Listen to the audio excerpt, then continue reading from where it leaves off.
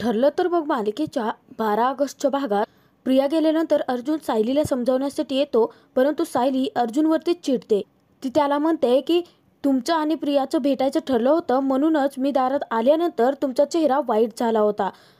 तेव्हा अर्जुन सायलीला सांगतो की नाही मिसेस सायली, मला वाटलं होतं की तन्वी आहे दारामध्ये आणि म्हणून माझा चेहरा तसा झाला होता. परंतु सायली काही ऐकून घ्यायला तयारच नसते. एवढं समजावून सुद्धा सायली समजून घेत नाही. हे लक्षात येताच अर्जुनही खूप भडकतो. तो सायलीला म्हणतो की तुमचा प्रॉब्लेम काय आहे माहिती आहे का, की तुम्हाला ना काही ऐकूनच घ्यायचं नसतं. एक तर माझी चूक नाही आहे तरीसुद्धा मी तुम्हाला मस्का मारतोय आणि तुम्ही एवढं बोलत सुटला आहात तरीही मी निमूटपणे सगळं काही ऐकून घेतो आहे. एवढं समजावून सुद्धा आता तुमची ट्रेन सुरूच आहे. तुम्ही मला बोलतच सुटला आहात. मी ना एक काम करतो, माझ्या कपाळावरती ना लिहून ठेवतो की हा आमचा प्लॅन होता. तन्वीशी प्रेमाचं नाटक करण्याचा प्लॅन आमचा होता. मग तर चालेल ना? म्हणजे मला सतत परत तुम्हाला समजावत बसावं तरी लागणार नाही. अर्जुन इतका भडकलेला असतो की तेव्हा आता सायलीला खूप वाईट वाटतं आणि ती रडायला लागते. जेव्हा अर्जुन सायलीला रडताना पाहतो तेव्हा त्याच्या लक्षात येतं की त्याच्याकडून सायली दुखावली गेली आहे. तो सायलीला समजावण्याचा प्रयत्न करतो, परंतु सायली रागाने जाऊन झोपते. अर्जुन परत जास्त चिडतो आणि तो सांगतो की हे ना तुमचं इफेक्टिव्ह वेपन आहे. तुम्हाला चांगलंच माहिती आहे की तुम्ही रडायला लागलात की मी पुन्हा काहीच नाही बोलणार आहे. सायली काहीच बोलत नाही म्हटल्यानंतर अर्जुन म्हणतो की झालं, आता मी बोलायला लागलो की तुम्ही तुमच्या जिभेची घडी घालून गप्प बसला आहात. परंतु ठीक आहे, तुम्हाला झोपायचं आहे ना, झोपा. आता मीही तुम्हाला समजवायला अजिबात येणार नाही असं सांगून अर्जुनही झोपी जातो. त्यानंतर दुसऱ्या दिवशी सकाळी सायली प्रतिमाला कॉफी देते. त्यानंतर ती तिला सांगते की बरं प्रतिमा त्या आता नाश्ता झाला ना, मी तुम्हाला रूममध्ये आणून देते. सायली आता निघणार. त्यानंतर ती परत पाठीमागे वळते आणि तिला सांगते की प्रतिमा त्या तुम्हीच का येत नाही सगळ्यांसोबत बाहेर नाश्ता करायला. तेव्हा आता प्रतिमा नकार देते. त्यानंतर सायली बाहेर जाते. तर तिथे सगळेच जण नाश्ता करत असताना पुन्हाही तिला विचारते की प्रतिमा येणार आहे का नाश्त्याला. तेव्हा सायली सांगते की नाही पुन्हाजी. तिथे अचानकपणे आता प्रिया आलेली असते. तेव्हा कल्पना विचारते की तन्वी, आज तू उशिरा उठली आहेस का. आता प्रिया खोटं बोलायला लागते. ती सांगते की हो, म्हणजे काय झालं माहिती का, रात्रभर मला नीट झोपच लागली नाही. मला सतत काळजी वाटत होती की आई झोपली आहे की नाही, म्हणून मी एक दोनदा जाऊन तिच्या रूममध्ये डोकावूनही आले. परंतु प्रिया खोटं बोलते आहे हे सायलीला चांगलंच माहिती असतं, कारण प्रिया प्रतिमाकडे नाही तर अर्जुन सायलीच्या रूममध्ये गेलेली असते. रविराजांना प्रियाचं खूप कौतुक वाटतं. ते म्हणतात की तन्वी, अगं प्रतिमा तुला साधं जवळही येऊ देत नाही आणि तरीसुद्धा तुला तिची किती काळजी वाटते आहे. त्यावरती प्रिया म्हणते की काय करणार ना बाबा, शेवटी माझ्या आईचेच गुण माझ्यात उतरले आहेत. तर प्रताप प्रियाला समजावतो. तो सांगतो की हे बघ तन्वी, तू आत्ता काळजी करू नकोस, परंतु एक दिवस प्रतिमाला सगळं आठवेल आणि मग ते आपल्या सगळ्यांचा स्वीकार करेल. तेव्हा आता कारस्थानी प्रिया मनामध्ये विचार करते की औषधवाले तो दिवस कोणाला बघायचा आहे. आता त्या प्रतिमाला काहीच आठवत नाही आहे तरीसुद्धा ती मला जवळ घेत नाही आहे आणि तिला जर आठवलं आणि तिला लक्षात आलं की मी तिची मुलगीच नाही आहे तर ती या घरातून हाकलून देईल मला. इतक्यातच अर्जुन आलेला असतो. अर्जुन जेव्हा आता सायलीला पाहतो, सायलीला तो बोलायला जाणार इतक्यात स्वतःलाच तो थांबवतो. तर अर्जुन विचार करतो की नाही अर्जुन, आता मिसेस सायलीचा भोळा चेहरा पाहून लगेच बोलायला जाऊ नकोस. त्या उगाचच चिडतात ना तुझ्यावरती. आता त्या किती चुकत आहेत हे तू दाखवून दे. अर्जुन मुद्दाम आता गुपचूपपणे नाश्ता करायला बसतो. तेव्हा आता सायली त्याला विचारते की तुम्हाला उपमा द्यायचा आहे की सँडविच. परंतु सायलीला इग्नोर करून अर्जुन चैतन्यसोबत आता केसबद्दल डिस्कस करायला लागतो. सगळेच जण चकित होतात, कारण अर्जुन चक्क सायलीला कसं काय इग्नोर करू शकतो हा विचार सर्वांनाच पडलेला असतो. चैतन्य अर्जुनला सांगतो की अरे सायली वहिनी तुला काहीतरी विचारत आहे. तेव्हा अर्जुन म्हणतो की मी तुला जे विचारलंय ते सांग फक्त. त्यानंतर आता सायली अर्जुनला परत विचारते की काय द्यायचं आहे, बरं तुम्ही कॉफी तरी घेणार आहात का. तेव्हा अर्जुन सांगतो की नको. सर्वच जण परत अजून एकदा थक्क होतात, कारण पहिल्यांदा अर्जुनने सायलीच्या कॉफीला नकार दिलेला असतो. तर अश्विन तिथे अर्जुनला म्हणतो की दादा, अरे आज चक्क तू वहिनीच्या कॉफीला नकार दिला आहेस. सूर्य आज पश्चिमेला तर उगवला नाही ना. अस्मिता अर्जुन सायलीला म्हणते की कदाचित तुम्ही दोघे भांडलेले दिसताय. कटकट केल्याशिवाय या सायलीची सकाळच होत नाही. तेव्हा अस्मिताने सायलीला टोमणा आहे मारला आहे म्हटल्यानंतर कल्पना तर गप्पच बसत नाही. ती तिथे अस्मिताला सांगते की हो, आणि सकाळी तुझी बडबड केल्याशिवाय सकाळ होत नाही, हो ना. तिथे पुन्हाही सांगते की अस्मिता, अगं नात्यांमध्ये हे जे रुसपे फुगे असतात ना त्यालाच तर प्रेम म्हणतात ना. रविराज पुन्हा सांगतात की मी जरा जाऊन येतो. इतक्यात आता अचानकच प्रिया विचारते की कुठे चाललात बाबा. तेव्हा प्रताप सांगतो की अगं तन्वी, बाहेर जाणाऱ्या माणसाला असं विचारायचं नसतं. तेव्हा प्रिया सांगते की नाही म्हणजे आई मला जवळ सुद्धा येऊ देत नाहीये ना, मग तुम्ही घरात नसाल तर मला एकटं वाटेल. तेव्हा रविराज तिला सांगतात की नाही तन्वी, तुला एकटं का वाटेल, अरे घरातली सगळी माणसं आपलीच तर आहेत ना. तिथे अस्मिता आता प्रियाला सांगते की नाहीतर काय तन्वी, अगं एखाद्या लहान मुलीसारखं काकांसोबत जायची काय गरज आहे, मी आहे ना तुझ्यासोबत. त्यानंतर रविराज तिथून जातात. तेव्हा आता प्रिया ही सांगते की मीही आलेच आणि तीही तिथून सटकते. प्रियाला फक्त एकच भीती असते की रविराजाने काही करून खोट्या बॉडीचं सत्य उकरून काढू नये. तर सायली त्यानंतर प्रतिमाला नाश्ता देण्यासाठी निघून जाते. इकडे आता रूममध्ये आल्यानंतर प्रियाने नागराजला फोन केलेला असतो. तेव्हा नागराज सांगतो की काय झालं, काय अपडेट आहे, पटकन दे आणि प्लीज मला चांगली बातमी दे. तेव्हा आता प्रिया चिडते आणि म्हणते की कुठून द्यायची आहे चांगली बातमी, तुमचा भाऊ आता मला काही चांगल्या बातम्या देऊ देणार आहे का. तिथे आता नागराज प्रियाला म्हणतो की म्हणजे तिथे राहूनही तुला काहीच समजलेलं नाहीये का.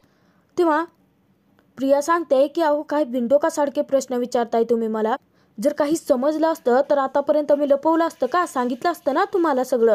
तेव्हा आता तिथे नागराज सांगतो की हो तुला जास्त डोकं आहे ना, मग त्या दादाचा पाठलाग करायला काय झालं, आता मी इथे बसून काय काय हँडल करणार आहे. दोघे आता खूप घाबरलेले असतात. तेव्हा प्रिया सांगते की हे बघा, तुम्ही सिटी हॉस्पिटलला जा आणि सगळ्यात आधी सुनीता नर्सची भेट घ्या आणि तिला सांगा की अजिबात या किल्लेदाराच्या समोर जाऊ नको, हवं तर थोडेफार पैसे फेका तिच्या तोंडावर. तेव्हा आता नागराज म्हणतो की हो, पैशांचं एवढं मोठं झाडच लावलंय ना माझ्या रूममध्ये. नागराज सांगतो की कुठून आणून देणार आहे मी एवढे पैसे तिला. प्रिया नागराजला सांगते की हे बघा, काहीही करा, पैसे द्या आणि तिचं तोंड बंद करा. यामध्ये आता फायदा दोघांचाच झाला होता आणि तोटाही दोघांचाच होईल.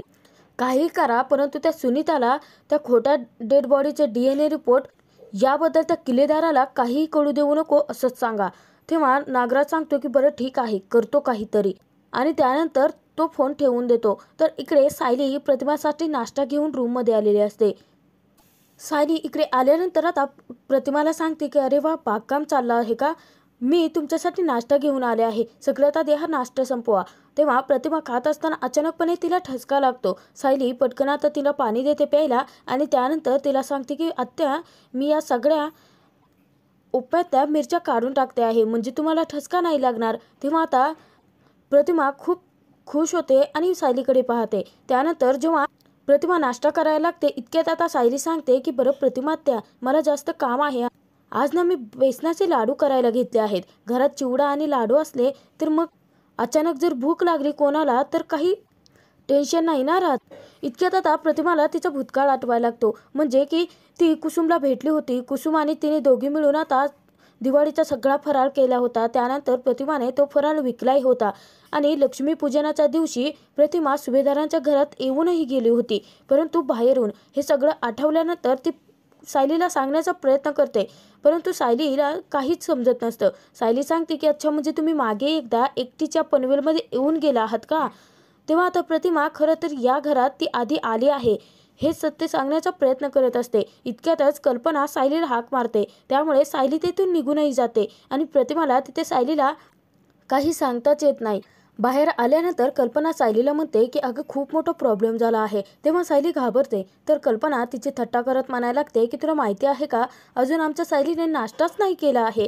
त्यावरती सायली हसायला लागते. ती सांगते की हे ऑफिसला जाणार आहेत ना, यांचा डबा भरून देते आणि त्यानंतर मी नाश्ता करे नाही. तर कल्पना तिथून जाते. तिथे अर्जुन आणि चैतन्य ऑफिसला निघालेले असता ते दोघेही थांबतात. सायली दोघांचाही डबा आणून देते. त्यानंतर सायलीने थर्मास दिलेलं असतं. तेव्हा अर्जुन विचारतो की हे काय आहे. तर सायली सांगते की यामध्ये गरम पाणी दिलं आहे तुम्हाला, तुमचा सकाळपासून घसा खवखवतोय ना, परंतु तुम्ही स्वतःची काळजी कधीच घेत नाही हे मला चांगलंच माहिती आहे. ऑफिसमध्ये गेल्यानंतर मध्ये मध्ये गरम पाणी पीत राहा, म्हणजे तुमचा घसाही खवखवणार नाही. त्यानंतर सायली तिथे चैतन्याला सांगते की चैतन्य भाऊजी, तुम्ही यांच्यावरती लक्ष ठेवा. तेव्हा चैतन्य म्हणतो की अर्थात. त्यानंतर सायली सांगते की हे बघा, तुम्ही ना ऑफिसमध्ये गेल्यानंतर या पाण्याच्या गुळण्या करा, म्हणजे तुम्हाला बरंही वाटेल. तिथे चैतन्य म्हणतो की अर्थात. आणि त्यानंतर परत आता सायली सांगते की हे बघा चैतन्य भाऊजी, यांना रूममध्ये केबिनमध्ये अजिबात AC लावू देऊ नका, नाहीतर ते हिमालय करून ठेवतील. परत आता चैतन्य मरतो अर्थात. तेव्हा अर्जुन त्याच्याकडे रागाने पाहायला लागतो. अर्जुन त्यानंतर चैतन्याला सांगतो की बघितलंस सायलीला माझी किती काळजी वाटते ते. त्यानंतर चैतन्यकडे डबे देत अर्जुन सांगतो की तू बाहेर थांब, आलो मी. त्यानंतर अर्जुन सायलीकडे जातो किचनमध्ये आणि तिला सांगतो की खरं तर गरम पाणी आणि त्यासोबत दिलेलं इंस्ट्रक्शनबद्दल थँक्स. तेव्हा सायली अर्जुनकडे पाहते. त्यानंतर ती तिचं काम करायला लागते. अर्जुन परत सांगतो की तुम्हाला एक गोष्ट सांगायची होती, या जगात सगळ्यात जास्त फेवरेट कॉफी तुमच्याच हातची आहे. तेव्हा सायली चकित होऊन अर्जुनकडे पाहायला लागते. तर अर्जुन आता म्हणतो की फायनली राग गेला तुमचा. तेव्हा आता सायली सांगते की हे बघा सर, प्रियाच्या बाबतीत परत माझ्यासोबत खोटं कधी बोलू नका. म्हणजे तुमच्या डोक्यात जर काही प्लॅन असतील, प्रियाच्या बाबतीत आपले जे काही ठरलेले प्लॅन असतील ते सगळे काही तुम्ही मला सांगा. तेव्हा अर्जुन सांगते की हो, आता इथून पुढे नाही लपवणार. तन्वीच्या बाबतीत जे काही प्लॅन असतील ते तुमच्याशी नक्की शेअर करेन आणि तुमच्याही डोक्यात जर पुढे काही प्लॅन आले तर मला नक्की सांगा. तेव्हा आता सायली अर्जुन दोघे खूप खुश असतात आणि त्यांचा रागही गेलेला असतो. त्यानंतर अर्जुन ऑफिसला जाताना सायलीला बाय करून जातो. इकडे प्रियाने सांगितल्यानुसार नागराज जेव्हा सिटी हॉस्पिटलमध्ये आलेला असतो, अचानकपणे समोर रविराज आणि सुनीताला बोलताना पाहतो. तो पटकन एका झाडामागे लपतो आणि खूप घाबरलेला असतो. विचार करायला लागतो की मेलो. आता दादाला सुनीता नर्सने सगळं काही सांगितलं असेल.